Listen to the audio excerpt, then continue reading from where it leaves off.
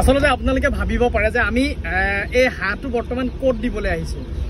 ৰাস্তা চাওক, আমি মাথাউৰিৰ একদম মাথাউৰিৰ মানে ওপৰত আহি আছোঁ। একদম জাজি নৈ কাষেৰে ৰাস্তা চাওক।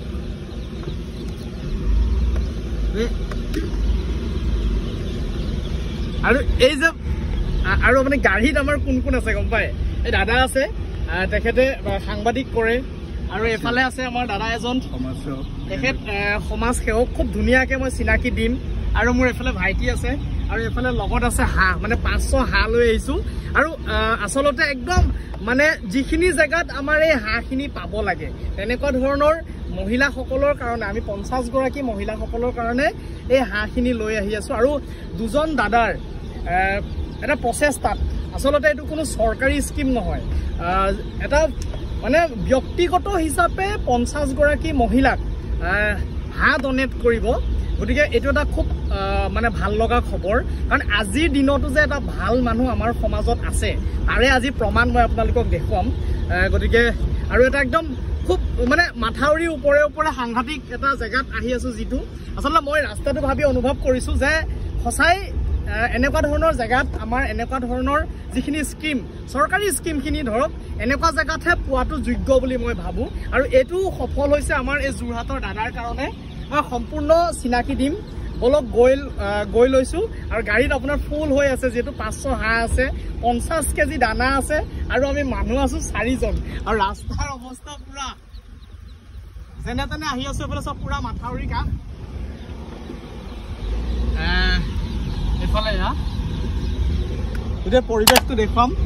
বলক আপোনালোকক শেষলৈকে দেখুৱাই আছোঁ বৰ্তমান একদম জাজি নদীৰ কাষত, একদম মাথাউৰিত আছোঁ। চিনাতলি গাঁৱত বৰ্তমান উপস্থিত আছোঁ। এটা খুব মহান উদ্দেশ্য লৈ পেলাই আজি ইয়াত উপস্থিত আছোঁ।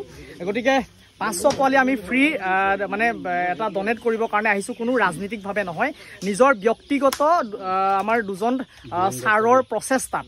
আমাৰ এজন দাদা আছে যোৰহাটৰ বীৰেন দত্ত দাদা, তেখেত সমাজকৰ্মী, বিভিন্ন মানে দল বিভিন্ন সংগঠনৰ লগত তেখেত জড়িত, সমাজৰ কাৰণে বিভিন্ন তেখেতে মানে অৱদান তেখেতৰ আছে। গতিকে তেখেতৰ মুখৰ পৰা 2 এটা কথা জানিব চেষ্টা কৰিম। আৰু আমাৰ ৰাইজ যিটো আহিছে 50 গৰাকী মহিলা বৰ্তমান ইয়াতে উপস্থিত আছে, তেখেতসকলৰ অকণমান মন্তব্য ল'ব চেষ্টা কৰিম। দাদা নমস্কাৰ। দাদা অকণমান আপোনাৰ পৰিচয়টো জানিব চেষ্টা কৰিম। মোৰ নাম শ্ৰী বীৰেন দত্ত। হয়, মই সমাজৰে কাম কৰি থকা মানুহ। হয়, যে দুখীয়া মানুহখিনি মানে পিছপৰা গাঁওবিলাক কেনেকৈ স্বাৱলম্বী কৰিব পাৰোঁ, কেনেকৈ যুৱকসকলক, কেনেকৈ মহিলাসকলক এটা উদ্যমী কৰিব পাৰোঁ, সেই প্ৰচেষ্টাৰ মই আজি প্ৰায় 15 বছৰৰ পৰা সমাজৰ এনেকৈ কাম কৰি আছোঁ। আজি এই ভিতৰৰ জেগাৰ এই জাজি নদীৰ কাষতে এই মানুহখিনি গৰু, ছাগলী, হাঁহ, কুকুৰাৰ লগতে সম্পৰ্ক থাকে। সেইকাৰণে মই আহিলোঁ। এই প্ৰচেষ্টাত আমাৰ অশোক কুমাৰ বৰ্মন ছাৰ আৰু ময়ো আজি 500 পাতিহাঁহ আজি মহিলাসকলক দেখিছে। এই মহিলাসকল অতি দুখীয়া পিছপৰা গাঁৱৰ মহিলাসকল। এই মহিলাসকল স্বাৱলম্বী দিশত একোজ ধৰক নিজৰ স্বাৱলম্বী খোজ কেনেকৈ কাঢ়িব পাৰিব, স্বাৱলম্বী দিশত তেখেতলোকে তেনেকৈ অগ্ৰগতি ল'ব পাৰিব, সেই প্ৰচেষ্টাৰে আজি মই এই পাতিহাঁহ বিতৰণৰ কাৰ্যসূচীটো আজি এই পিছপৰা চিনাতলি গাঁৱত এই কাৰ্যসূচী আৰম্ভণি কৰিবলৈ আহিলোঁ। হয়, ধন্যবাদ দাদা। আচলতে দাদাহঁতৰ দৰে আমাৰ সমাজত যদি প্ৰকৃততে মানুহ থাকে, আমাৰ দুখীয়াসকলৰ কাৰণে, আচলতে আমাৰ দৰে মানুহৰ কাৰণে যথেষ্টখিনি কিন্তু মানে সকাহ হ'ব। আশা কৰিছোঁ এই ভিডিঅ'ৰ যোগেদি আপোনাৰ আৰু যাতে 10জন দাদাহঁতৰ দৰে মানে ওলাই আহে, আমাক এনেধৰণৰ মানে যিখিনি মহিলাসকলৰ বা আমাৰ গাঁৱত পাছপৰা মানে গাঁৱত যাতে এনেধৰণে সহায় কৰিবৰ কাৰণে তাৰে কামনা কৰিছোঁ।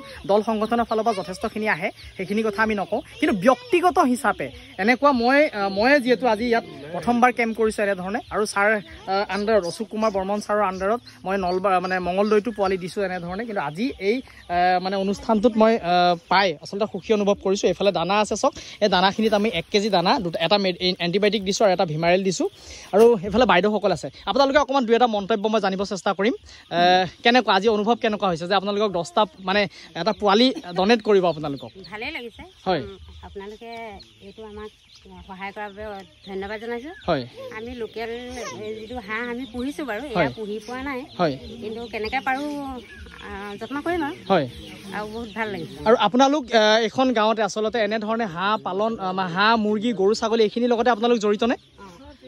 জড়িত জড়িত দাদা অকণমান আপোনাৰ মন্তব্য জানিব চেষ্টা কৰিম ধন্যবাদ প্ৰথমতে মই আমাৰ ইয়াত উপস্থিত হোৱা সমূহ আই মাতৃসকলক আন্তৰিক অভিনন্দন হিয়াভৰা কৃতজ্ঞতা জনাইছোঁ লগতে আমাৰ যি সাংবাদিক বন্ধুসকল আছে তেখেতসকলক কৃতজ্ঞতা জনাইছোঁ লগতে আমাৰ যোৰহাট জিলাৰ যি প্ৰাক্তন উপায়ুক্ত ডক্টৰ অশোক কুমাৰ ব্ৰহ্মণ ডাঙৰীয়া আৰু আমাৰ যোৰহাট জিলাৰ বিশিষ্ট সমাজকৰ্মী বীৰেন দত্ত ডাঙৰীয়াই আমাৰ এই চিনাতলী গাঁওখনৰ প্ৰতি যি সহানুভূতি দেখুৱালে তেখেতক মই পুনৰবাৰ গাঁওবাসী হিচাপে কৃতজ্ঞতা জনাইছোঁ আপোনালোকে জানে যে আমি ফ্লাড এফেক্টেড এৰিয়াৰ মানুহ জাজি নদীৰ পাৰত আমাৰ ঘৰ আমাৰ সৰহসংখ্যক মানুহে হাঁহ গৰু ছাগলী পালন কৰি জীৱন নিৰ্বাহ কৰে আমাৰ যিটো অৰ্থনৈতিক অৱস্থা সেই অৱস্থাটো আমি তেখেতক অৱগত কৰিছিলোঁ আমাৰ দুখত দুখী হৈ তেখেত আজি আমাৰ মাজত উপস্থিত হৈছে সেয়েহে তেখেতে যি আমাক হাঁহ পোৱালি দিয়াৰ ব্যৱস্থা কৰিছে মই ভাবোঁ যে এই হাঁহ পোৱালিৰ জৰিয়তে আমাৰ এই তৃণমূল পৰ্যায়ৰ যিখিনি মানুহ আছে এই মানুহখিনি আৰ্থিক দিশত স্বাৱলম্বী হ'ব আৰু ভগৱানৰ ওচৰত প্ৰাৰ্থনা জনাইছোঁ যে ওপৰলাই ভগৱন্তই তেখেতৰ দুয়োজনক সুস্বাস্থ্য কামনা কৰক সদৌ শেষত মই সাংবাদিক বন্ধুসকল আৰু তোমালৈ বিশেষকৈ আমাৰ আই মাতৃসকললৈ আন্তৰিক অভিনন্দন হিয়াভৰা কৃতজ্ঞতা জনাইছোঁ ধন্যবাদ হয় ধন্যবাদ আজি আমাৰ যি হাঁহ বিতৰণৰ কাৰ্যসূচী আমাৰ দাদাই শুভ উদ্বোধন কৰিব আৰু এইফালে আমাৰ সাংবাদিক দাদা সকলো আছে দাদা অনুভৱটো অকণমান জানিব চেষ্টা কৰিম আজি এই জাজিমুখ অঞ্চলত বহুত যথেষ্ট ভাল লাগিছে যে পিছপৰা অঞ্চলটোত চৰকাৰে যি সময়ত চৰকাৰে চাব লাগিছিল সেইটো সময়ত ব্যক্তিগতভাৱে এজন ব্যক্তিয়ে আহি পেলাই এই অঞ্চলটোৰ ৰাইজক সুবিধাৰ কাৰণে এনে এটা মানে অৰ্থনৈতিক প্ৰচেষ্টা হাতত লৈছে সেইটো বহুত হৈছে আৰু চবতছে দুখৰ কথা যে এই অঞ্চলটোৰ যিটো ৰাস্তা পদূলি যি দুৰ্গম অঞ্চল বুলি ধৰা হৈছে ৰাস্তা পদূলি যথেষ্ট পিছ পৰি আছে যদিও বানপানী মাই তথাপি ৰাস্তা পদূলি মেৰামতি যথেষ্ট দৰকাৰ আছিলে সেইটো হোৱা নাই গতিকে আমি চৰকাৰকো অনুৰোধ কৰিছোঁ যে এই বিষয়টোৰ প্ৰতি গুৰুত্ব দিব লাগে আৰু বীৰেন দত্তৰ এনে প্ৰচেষ্টাক আমি শলাগ লৈছোঁ এইকাৰণে তেখেতে এই অঞ্চলটোৰ পিছপৰা অঞ্চলটোত আহি পেলাই তেখেতে স্বাৱলম্বী হ'বৰ কাৰণে মানুহক যি উৎসাহ যোগাইছে হাঁহ যোগান ধৰি সেইটো আচলতে এটা যুৱ তেখেতসকলৰ কাৰণে অৰ্থনৈতিকভাৱে সবল কৰিব বুলি আমি ভাবিছোঁ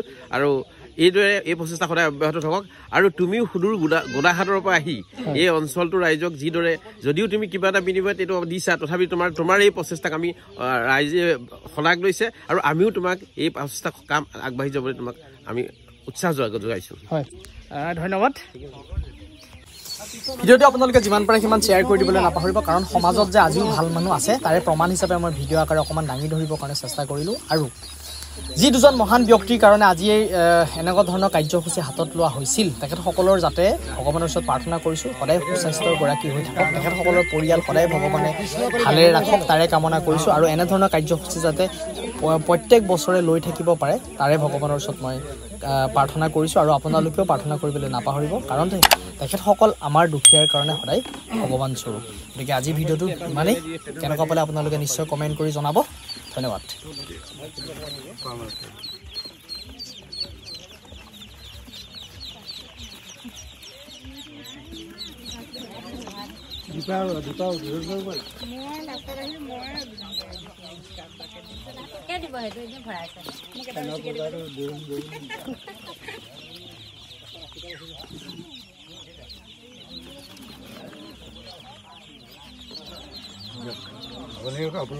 দানা দানা দানা